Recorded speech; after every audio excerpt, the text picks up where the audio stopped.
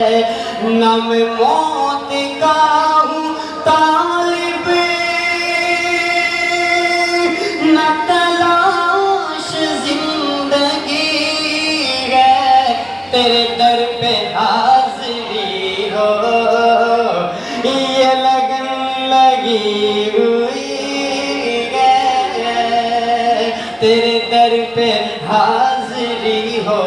بسم اللہ الرحمن الرحیم ان الحمد للہ نحمده ونستعینه ونستغفره ونؤمن به ونتوکل علیہ ونعوذ باللہ من شرور انفسنا ومن سیئات اعمالنا من يهده الله فلا مضل له ومن يضلله فلا هادي له ونشهد أن لا إله إلا الله وحده لا شريك له ونشهد أن سيدنا ومولانا محمدا عبده ورسوله صلى الله عليه وعلى آله وأصحابه وأزواجه وذرياته وأهل بيته وسلم تسليما كثيرا كثيرا رب اشرح لي صدري ويسر لي أمري واحلل عقدة من لساني يفقهوا قولي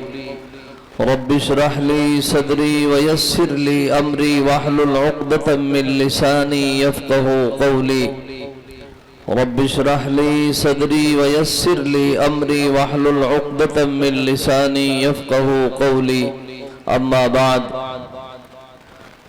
قال الله تبارك وتعالى في القرآن العظيم من أجل ذلك كتبنا على بني إسرائيل أنه من قتل نفسا بغير نفس أو فساد في الأرض فكأنما قتل الناس جميعا ومن أحياها فكأنما أحيا الناس جميعا جاء رجل إلى النبي صلى الله عليه وسلم قال عزني أوجز قال رسول الله صلى الله عليه وسلم إذا قمت في صلاتك فصل صلاة مودع ولا تكلم بكلام تعذر منه غدا واجمع الأياس مما في أيدي الناس أو كما قال عليه الصلاة والسلام اللهم صل على محمد وعلى آل محمد كما صليت على إبراهيم وعلى آل إبراهيم إنك حميد مجيد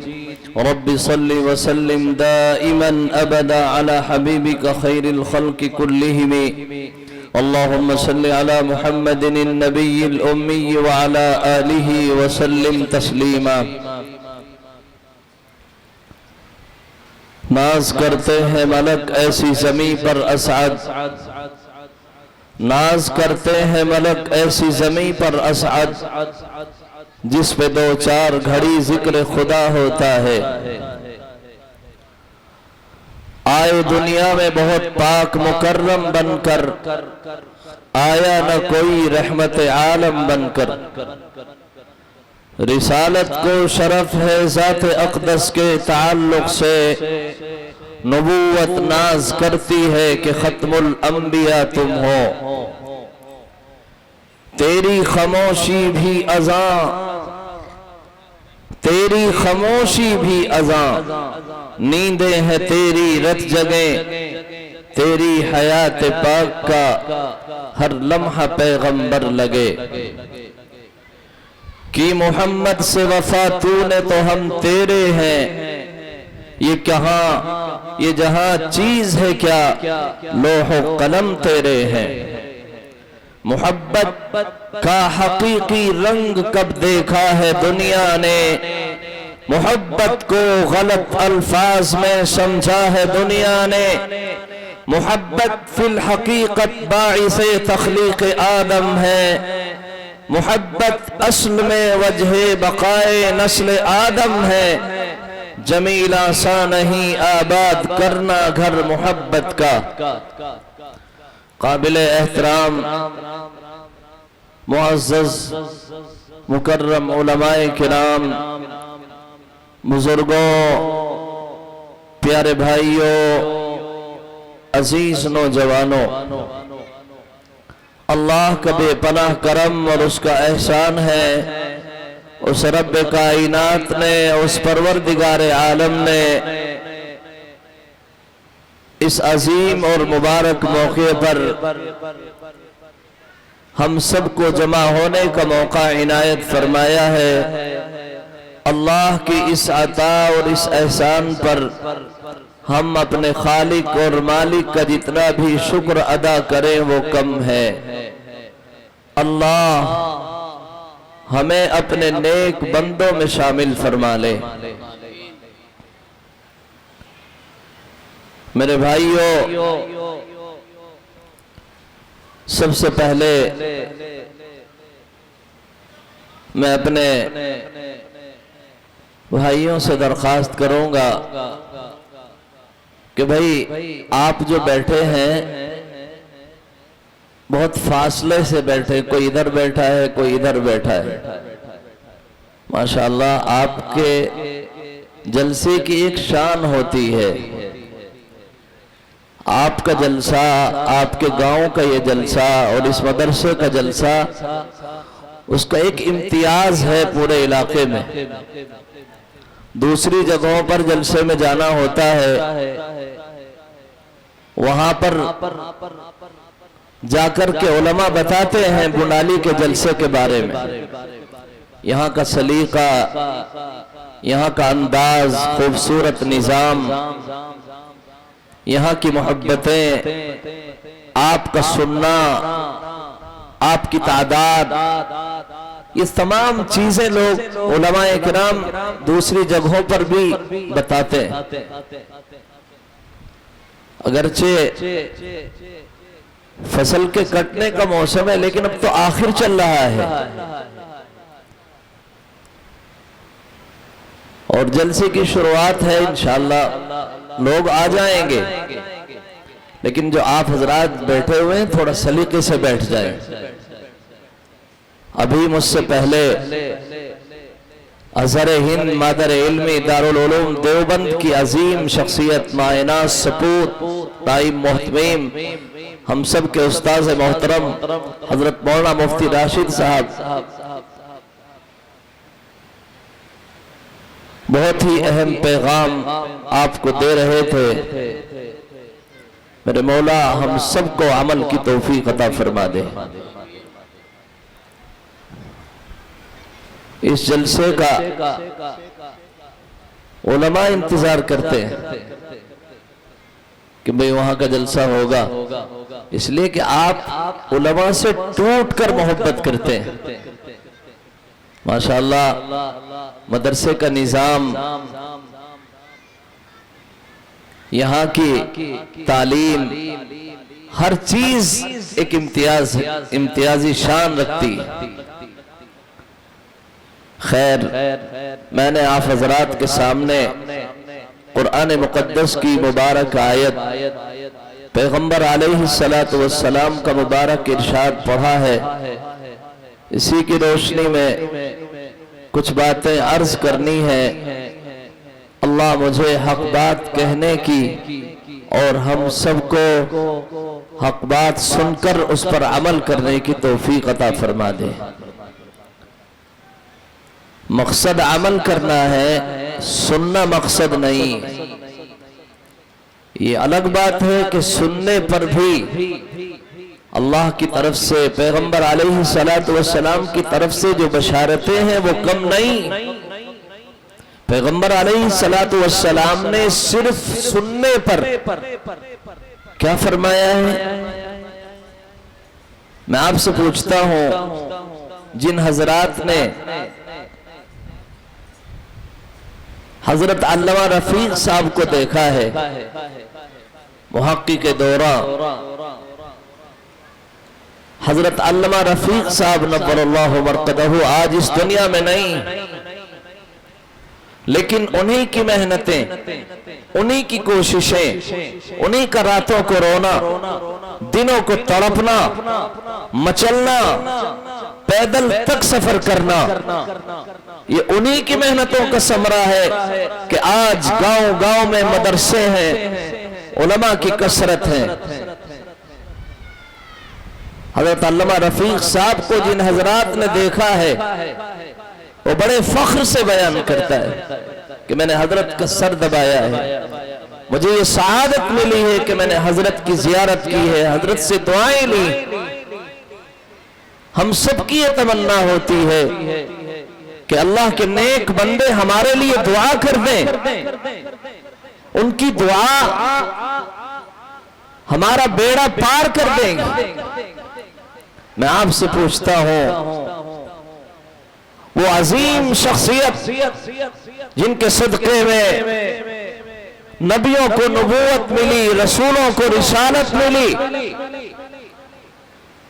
یہ کائنات سجایا اور بنایا گیا، کتاب فطرت کے سر ورق پر جو نام احمد رقم نہ ہوتا، نقش ہستی ابھر نہ سکتی، وجود لوح و قلم نہ ہوتا، وہ عظیم رسول، ان کی دعاؤں کا کیا حال ہو۔ پیغمبر علیہ السلام کیا کہہ رہے ہیں؟ نظر اللہ امرأ من سمع مقالتی ووعاها وأداها كما سمعها۔ میرے اللہ اس شخص کے چہرے کو تر و تازہ فرما دے، اس شخص کی زندگی سے غم و آلام کو دور فرما دے، میرے مولا اس کی زندگی کو خوشیوں سے بھر دے۔ کس کی زندگی کو؟ امرأ من سمع مقالتی۔ نبی پاک صلی اللہ علیہ وسلم فرما رہے ہیں کہ اللہ اس شخص کے چہرے کو روشن فرما دے جو میری باتوں کو سنے اور سنے ہی نہیں، ان باتوں کو یاد کر لے اور پھر اس پیغام کو آگے تک پہنچائے۔ الحمدللہ آپ حضرات اسی لافانی اور آفاقی پیغام کو سننے کے لیے آئے ہیں۔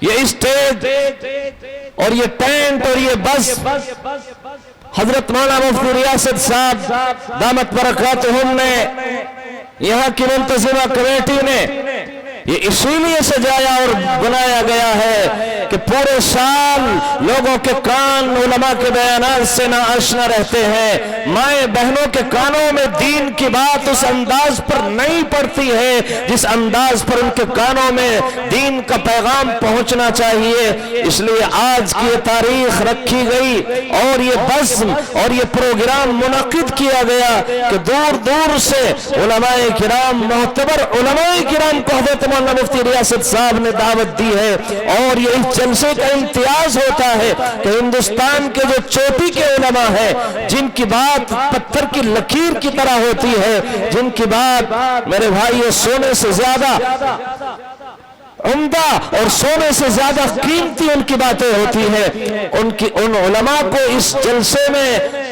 مدعو کیا جاتا ہے۔ الحمدللہ ابھی حضرت مولانا مفتی راشد صاحب جن کی ایک ایک منٹ کتنی قیمتی ہے، وہ ابھی آپ حضرات کو پیغام دے کر کے گئے ہیں، اور مدرسے میں اس وقت ہندوستان کے عظیم مبلغ، اہل سنت والجماعت کے ترجمان، ہم سب کے بڑے حضرت مولانا محمد یامین صاحب مبلغ دارالعلوم دیوبند تشریف فرمائے، اور اسی طریقے پر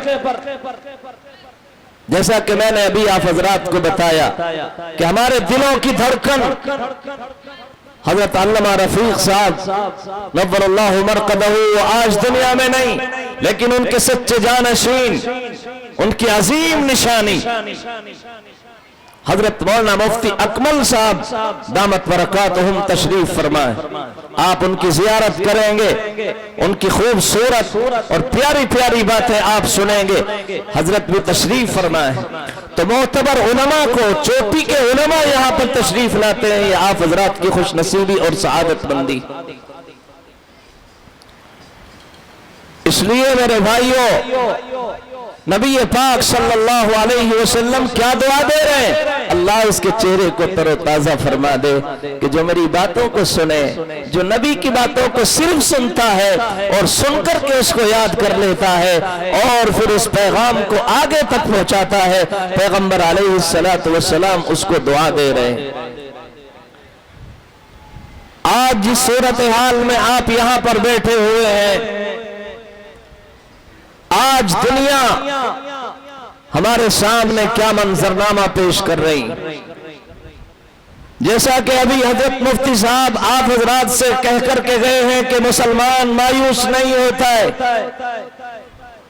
مسلمان مایوس بزدل لوگ ہوتے ہیں. مسلمان تو بہادر قوم ہے. مسلمان صرف اپنے اللہ سے ڈرتا ہے.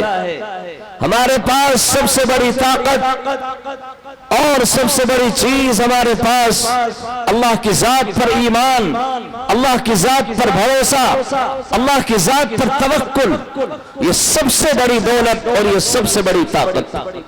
ایک موحد پہاڑوں سے ٹکرا جاتا ہے. ایک موحد میرے بھائیوں بڑے بڑے فتنے اس کے سامنے کوئی حیثیت نہیں رکھتے. موحد اتنی توحید اتنی بڑی طاقت ہوتی. روز اول سے چونکہ میڈیا کا دور ہے اور میڈیا ان لوگوں کے قبضے میں ہے، میڈیا ان لوگوں کے ہاتھوں میں ہے جن کے ہاتھ خون سے رنگین ہیں.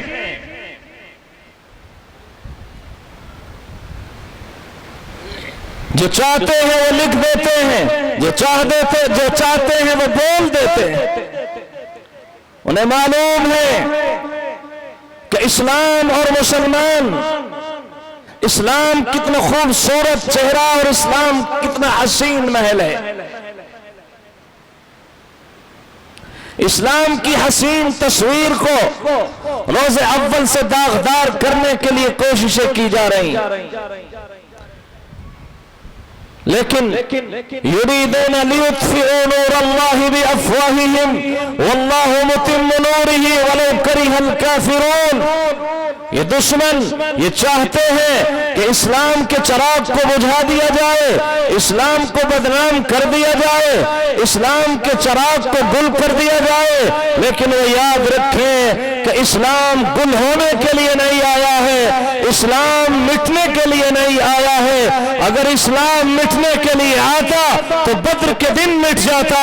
میرے نبی نے بدر کے دن کہا تھا اللہم ان تہلک هذه العصابة لن تعبد على وجه الارض ابدا. اے اللہ میں یہ 300 تہرا لے کر کے آیا ہوں. اللہ یہ ظاہر میں ان کے لباس بہت اعلیٰ نہیں ہے لیکن ان کے سینے میں ایمان ہے، ان کے سینے میں تیری توحید ہے، ان کے سینے میں تیری محبت ہے. اللہ اگر یہ مٹ گئے روئے زمین پر تیرا کوئی نام لینے والا باقی نہیں رہے گا. یہ اہل بدر کے بارے میں کہا تھا. اہل بدر ان کا مقام اور ان کا پیغام، ان کی سیرت، ان کا کردار آج بھی زندہ ہے. آل ابراہیم انک حمید مجید. تو میں یہ عرض کر رہا تھا کہ اسلام کے حسین چہرے کو، اسلام کے خوبصورت چہرے کو داغدار کرنے کے لیے روز اول سے کوششیں ہو رہی ہیں. لیکن ان شانئک ھو الابتر، جنہوں نے یہ فیصلہ کیا تھا اور وہ اپنی طاقت کے نشے میں یہ سمجھ رہے تھے کہ ہم مٹا دیں گے سب کو. اللہ نے قرآن میں اپنے محبوب سے کہا تھا ان شانئک ھو الابتر. میرے محبوب یہ کہہ رہے ہیں کہ آپ کے بیٹے کا انتقال ہو گیا، آپ کا نام مٹ جائے گا، آپ کا کام ختم ہو جائے گا. ان سے کہو ان شانئک ھو الابتر، وہی مٹ جائیں گے جو مٹانے کا ارادہ رکھتے ہیں، انہیں کا نام و نشان ختم ہو جائے گا. دیکھو نمرود کا بھیجا کہاں بہا ہے کوئی نہیں بتائے گا. فرعون خاک اور مٹی کھا کر کے دم گھٹ کر کے مرا ہے. دارا کتنا بڑا پہلوان تھا، سکندر کتنا بڑا بادشاہ تھا، لیکن آئے اور چلے گئے. میرے نبی تو دور کی بات ہے، میرے نبی کی نسبت جن کو حاصل ہو گئی، سلمان فارس سے چل کر کے آئے، صہیب روم سے چل کر کے آئے، بلال حبش سے چل کر کے آئے اور انہوں نے میرے نبی کے دامن سے وابستگی کی۔ میرے بھائیوں، آج بھی آکسفورڈ یونیورسٹی میں اور کیمبرج یونیورسٹی میں حضرت بلال حبشی رضی اللہ عنہ پر غیر مسلم لڑکیاں، عیسائی لڑکیاں پی ایچ ڈی کی ڈگری حاصل کر رہی ہیں، اور جو مٹانے کے لیے آئے تھے ان کا نام و نشان مٹ گیا، ان کا کوئی پتہ بتانے والا نہیں، ان کا کوئی نام لینے والا نہیں۔ اس لیے اسلام تو باقی رہے گا، اسلام کا نام مٹنے والا نہیں ہے، اسلام تو غالب ہونے کے لیے آیا ہے۔ انہیں معلوم ہے کہ اسلام کا سب سے پہلا پیغام یہی ہے۔ میرے نبی نے کہا تھا انصر اخاک ظالما او مظلوما، اپنے بھائی کی مدد کرو چاہے وہ ظالم ہو چاہے وہ مظلوم ہو۔ میرے نبی سے پوچھا تھا اللہ کے رسول، مظلوم کی مدد تو سمجھ میں آتی ہے، ظالم کی مدد کس طرح کریں گے؟ ظالم کی مدد کریں گے تو ظلم اور بڑھے گا۔ میرے نبی نے کیا فرمایا؟ ظالم کے پنجے کو مروڑ دو، ظالم کو ظلم سے روک دو، یہی اس کی مدد۔ اسلام کا پہلا سبق ہے ظلم کو ختم کرنا۔ اسلام ظلم کو ختم کرنے کے لیے آیا ہے، انصاف کو قائم کرنے کے لیے آیا ہے۔ تاریخ بتاتی ہے ہم نے اس دنیا کو انصاف سے بھر دیا تھا، انصاف سے اتنا اس دنیا کو پر کر دیا تھا کہ جب کہ شیر اور بکری، بھیڑیا اور بکری جنم جنم کے دشمن ہیں، بھیڑیا بکری کو دیکھے اور بکری باقی رہ جائے ایسا نہیں ہو سکتا۔ بھیڑیا بکری کو چٹ کر دے گا، اس کو ختم کر دے گا، لیکن اس دنیا نے دیکھا، اس زمین نے اور اس آسمان کے نیچے، یہ تاریخی اور سچا واقعہ ہے، جب ہم اس دنیا میں تھے اور ہم نے اس دنیا کی باغ ڈور ہمارے ہاتھوں میں تھی، تو ہمارے اکابر نے انصاف کو اتنا قائم کیا کہ یہ دنیا انصاف سے پر کر دی تھی اور انصاف سے اس دنیا کو بھر دیا تھا۔ حضرت عمر ابن عبدالعزیز علیہ الرحمہ کے زمانے میں بھیڑیا اور بکری ایک گھاٹ پر پانی پی رہے تھے، شیر اور بکری ایک گھاٹ پر پانی پی رہے تھے۔ ایک روز ایسا ہوتا ہے بھیڑیا بکری پر حملہ کر دیتا ہے، دور کھڑا ہوا ایک شخص وہ کہتا ہے ایسا لگتا ہے کہ امیر المؤمنین کا انتقال ہو گیا ہے۔ ہم نے تو اس دنیا کو انصاف دیا ہے، ہم نے اس دنیا سے ظلم کو ختم کیا ہے، اسلام ظلم کو ختم کرنے کے لیے آیا ہے۔ ابھی آپ حضرات نے سنا ہوگا اور دیکھا ہوگا پورا ملک غم میں ڈوبا ہوا ہے۔ کشمیر میں جو حملہ کیا گیا نہتوں پر،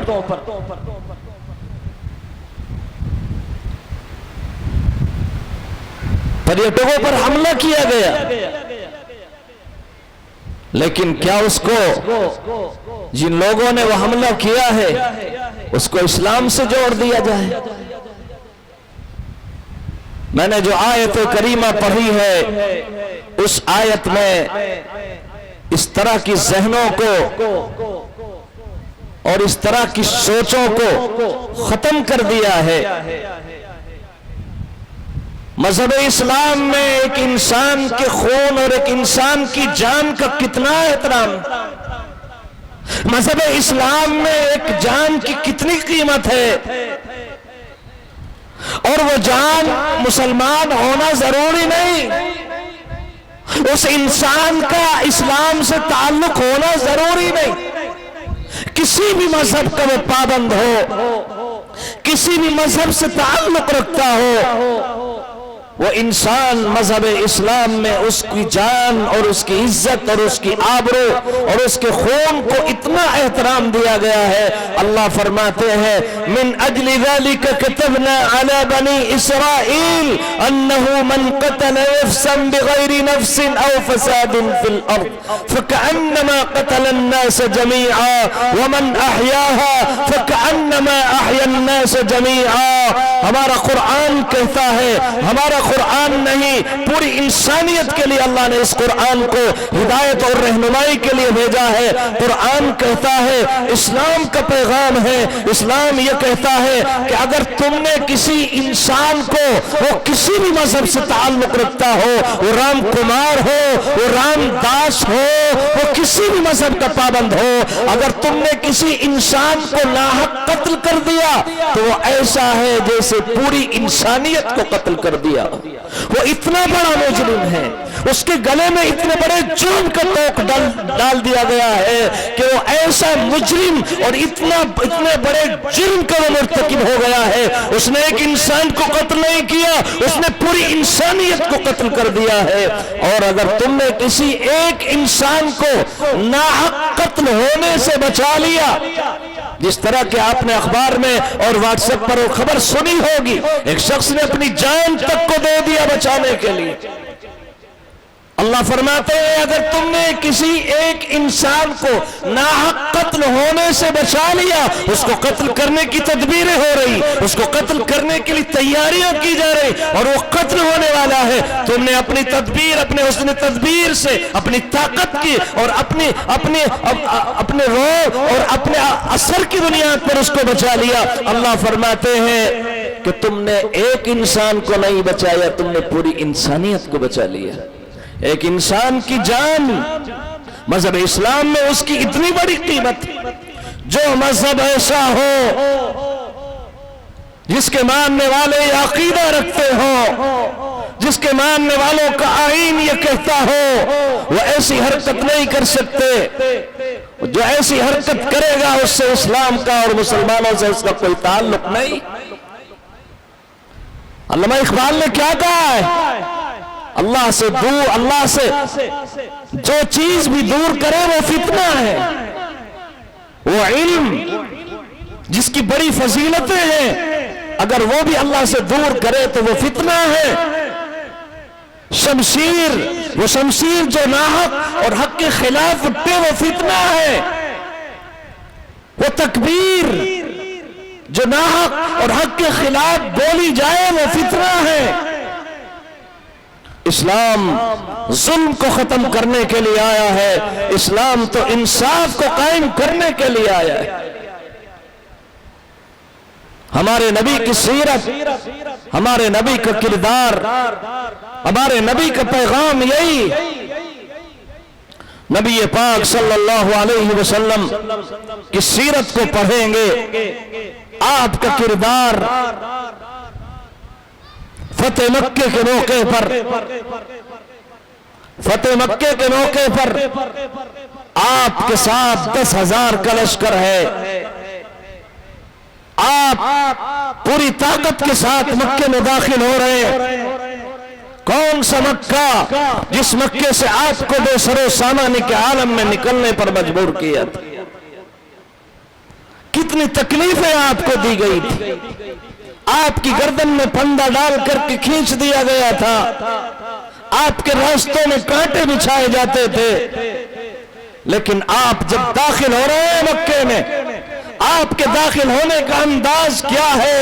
قرآن بتاتا ہے ان الملوک اذا دخلوا قرية افسدوها وجعلوا اعزة اهلها اذلة وكذلك يفعلون، کہ جب کوئی قوم فاتحانہ انداز میں گزرتی ہے تو وہ وہاں کی فصلوں کو اجاڑ دیتی ہے، وہاں کے باعزت لوگوں کو ذلیل کر دیتی ہے۔ یہ اصول پوری دنیا پر صادق آیا، لیکن عبداللہ کے در یتیم جناب محمد رسول اللہ صلی اللہ علیہ وسلم جو اسلام کا پیغام دینے کے لیے اور انسانیت کو درس دینے کے لیے آئے تھے، یہ اصول میرے نبی پر صادق نہیں آیا۔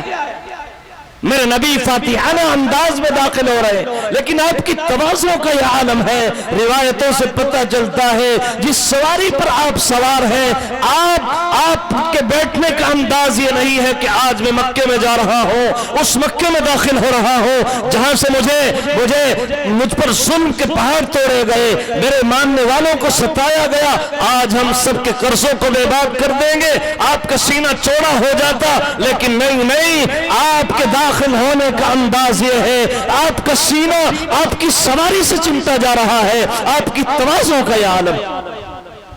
ایک شخص مارے خوشی کے ان کی زبان پر یہ جملہ آ جاتا ہے، الیوم یوم الملحمہ، الیوم یوم الملحمہ، کہ آج ہم خون بہا دیں گے مکے کی گلیوں میں۔ بڑا ستایا تھا بلال کو، بڑا ستایا تھا صہیب کو اور حضرات صحابہ کو۔ میرے نبی کے کانوں میں یہ آواز پہنچی، میرے نبی نے کہا یہ کون کہہ رہے ہیں؟ ان کے ہاتھ میں جھنڈا تھا، میرے نبی نے کہا ان کے ہاتھ سے جھنڈا لے لو، اور یہ کیا کہہ رہے ہیں ان سے کہو، یہ نہیں کہو، یہ مت کہو کہ خون بہے گا، بلکہ یہ کہو الیوم یوم المرحمہ، الیوم یوم المرحمہ، آج عطا بٹے گی جو آج تک محروم تھا، آج نوازا جائے گا جس کو ظلم و ستم کی چکیوں میں پیسا جا رہا تھا، آج انصاف قائم کیا جائے گا، آج محبتیں بانٹی جائیں گی۔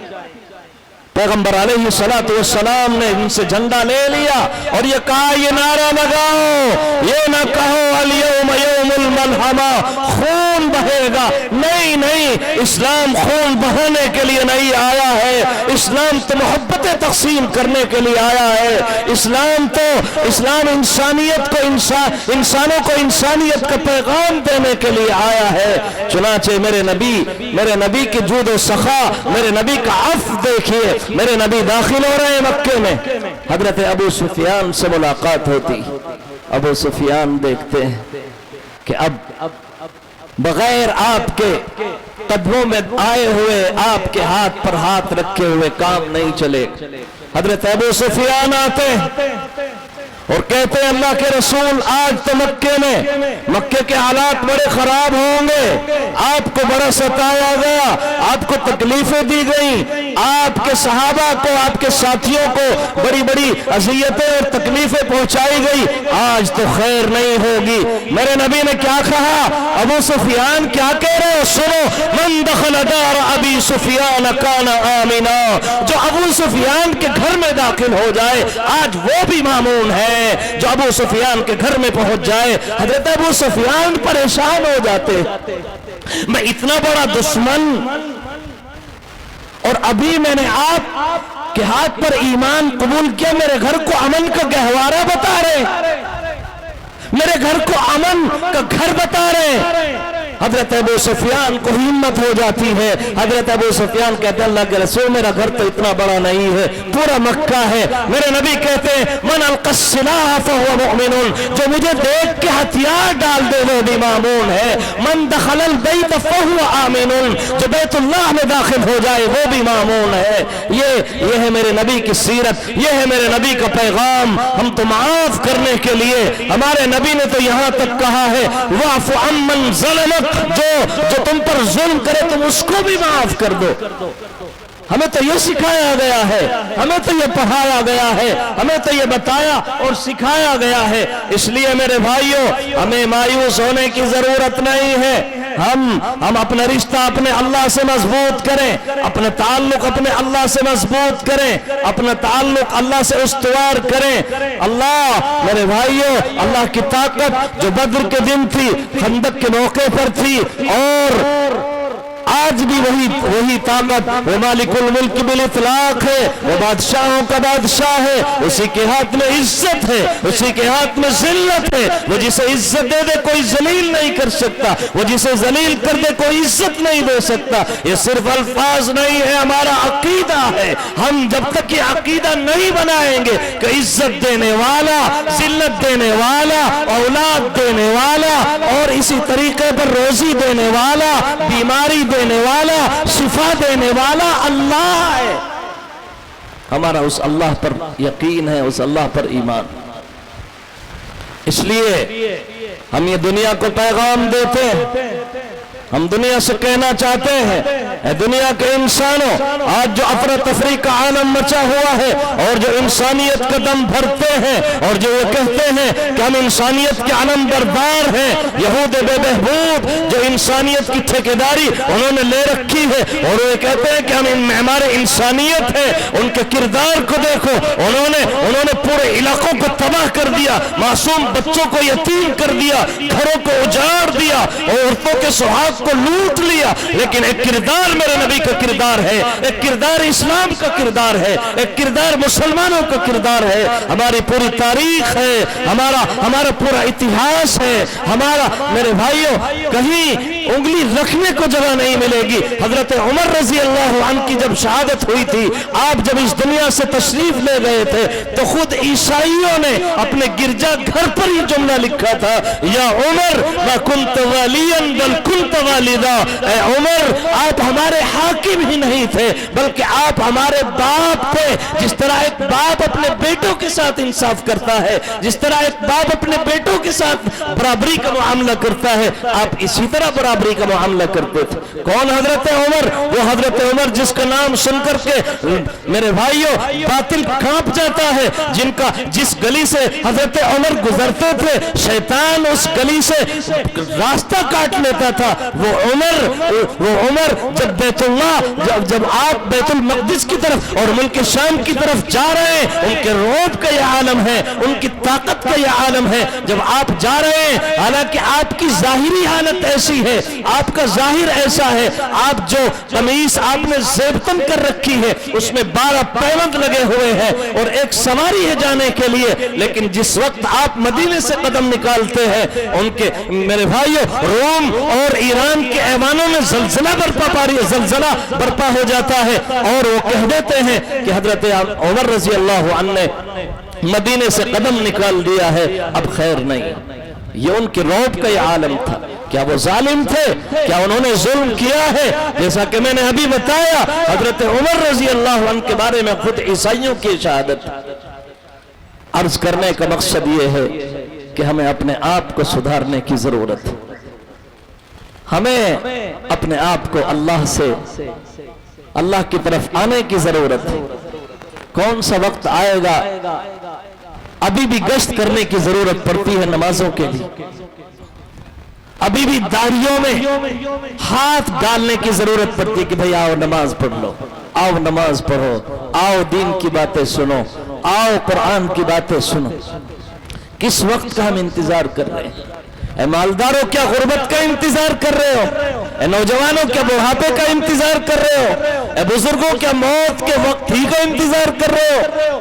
میرے نوجوان بھائیو، یہ وقت ہے غفلت کی چادر کو اتار کر کے رکھنے کا، یہ وقت ہے اپنے آپ کو بدلنے کا، یہ وقت ہے اپنی زندگی کے دھارے کو موڑنے کا اور اپنے دھارے کو اسی طرف لے جانے کا جس طرف میرے نبی ہم کو لے کر کے گئے ہیں اور میرے نبی ہم کو بتا کر کے گئے ہیں۔ میرے نبی نے حضرت ابو سفیان رضی اللہ عنہ سے کہا تھا، یا ابا سفیان، اے ابو سفیان کہاں جا رہے ہو؟ آؤ کہیں راستہ تمہیں نظر نہیں آئے گا۔ ابو سفیان آؤ، میرے دامن سے وابستہ ہو جاؤ، میرے دامن میں دنیا کی بھی بھلائی ہے، میرے دامن میں آخرت کی بھی بھلائی ہے۔ اور سن لو میرے نوجوان بھائیوں، کان کھول کر کے سنو، سننے کی ضرورت ہے، وقت کا تقاضا ہے۔ میرے نبی نے حضرت ابو سفیان سے یہ بھی کہا تھا کہ اللہ نے اس کی ذلت مقدر کر دی ہے، اس کو کوئی طاقت عزت نہیں دے سکتی۔ جو میرے طریقوں کے خلاف چلے گا، جو میرے طریقوں کی بغاوت کرے گا، اللہ اس کو ذلیل کرے گا، اس کو عزت نہیں مل سکتی۔ میں نے آپ حضرات کے سامنے پیغمبر علیہ السلام کا مبارک ارشاد پڑھا، اس کی بھی کچھ وضاحت آپ کے سامنے کر دیتا ہوں۔ نبی پاک صلی اللہ علیہ وسلم کے پاس ایک صحابی تشریف لاتے،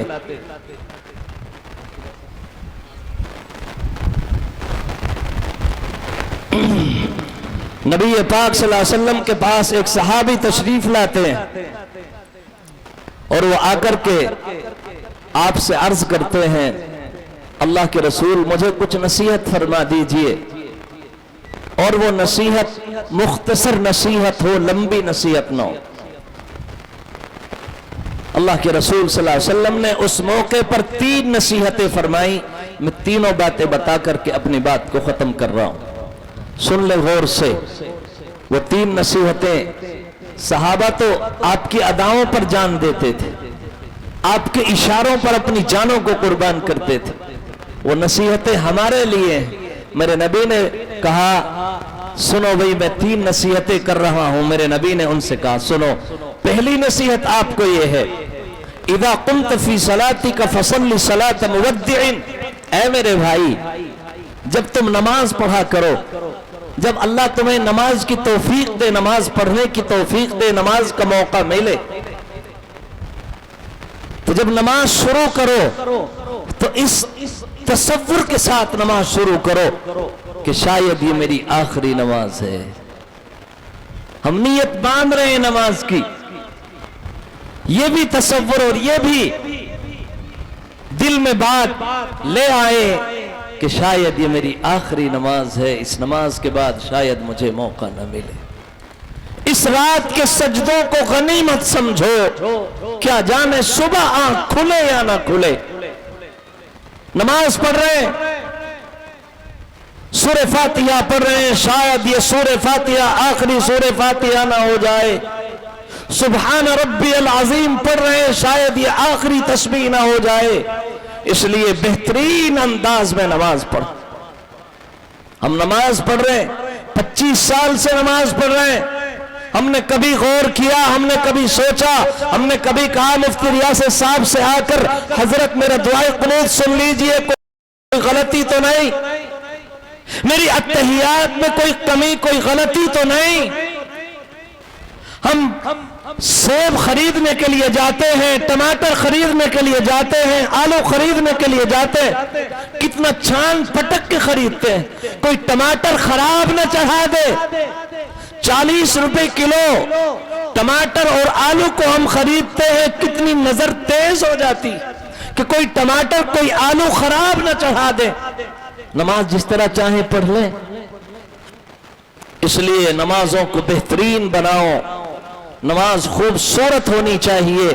اللہ نے قرآن میں فرمایا ہے ایکم احسن عملا، اللہ کے یہاں عمدگی عبادت مطلوب ہے، کثرت عبادت سے زیادہ عمدگی عبادت اللہ کو چاہیے۔ خیر، پہلی نصیحت کیا فرمائی؟ اذا قمت فی صلاتک فصلی صلاۃ مودع، کہ جب تم نماز پڑھو تو یہ تصور لے کر کے نماز پڑھو، شاید یہ میری آخری نماز ہے۔ ان کو کیا کہا جائے گا جو نماز نہیں پڑھتے؟ کیا کہا جائے ان لوگوں کو؟ تفصیل کا موقع نہیں۔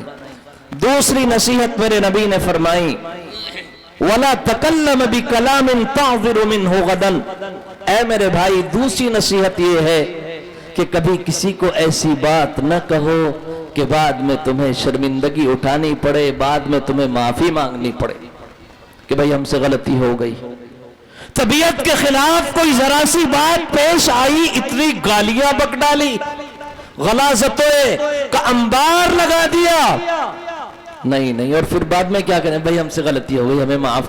اپنی زبان پر کنٹرول رکھیں، اپنی زبان پر لغام دیں۔ میرے نبی نے دوسری نصیحت یہی فرمائی ہے، اے میرے غلاموں تم اپنی زبان پر کنٹرول رکھو، اپنی زبان پر لغام دے کر کے رکھو۔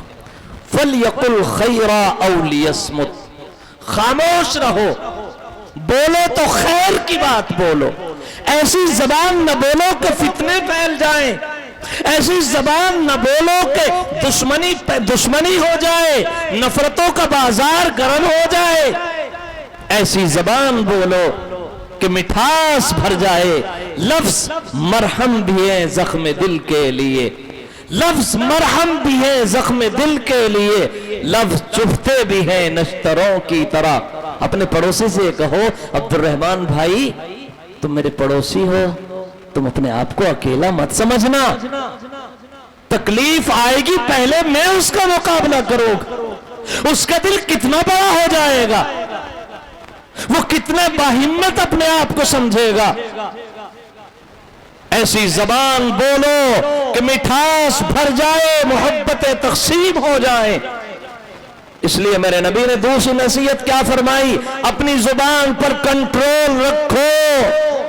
اگر تم نے آج اپنی زبان پر کنٹرول رکھا، میرے نبی نے فرمایا کہ 2 چیزوں پر کنٹرول کر لو، میں تمہیں جنت میں داخل کرا دوں گا، ایک زبان اور دوسرے شرمگاہ۔ تیسری نصیحت میرے نبی نے فرمائی وَاجْمَعِ الْأَيَاسِ مِمَّا فِي أَيْدِ النَّاسِ، لوگوں کے پاس کیا ہے، اپنی امیدوں کا مرکز اپنے اللہ کو بنائیں۔ کیا دے سکتے ہیں یہ دنیا والے؟ ہماری امیدوں کا مرکز ہمارا اللہ ہے۔ اللہ جس حال میں رکھے، خوشی کا موقع ہو، غمی کا موقع ہو، ہر حال میں اپنی نظر اللہ پر رکھیں۔ اللہ مجھے بھی ہم سب کو عمل کی توفیق عطا فرما دے۔ ابھی ناقص معیار جنوں تنظیم میں خانہ، ابھی نا معتبر ہے تیرے مستوں کا چلن ساقی۔ عجب کیا ہے یہ بہکی بہکی باتیں رنگ لے آئیں، بڑا باہوش رہتا ہے میرا دیوانہ پن ساقی۔ وآخر دعوانا ان الحمدللہ۔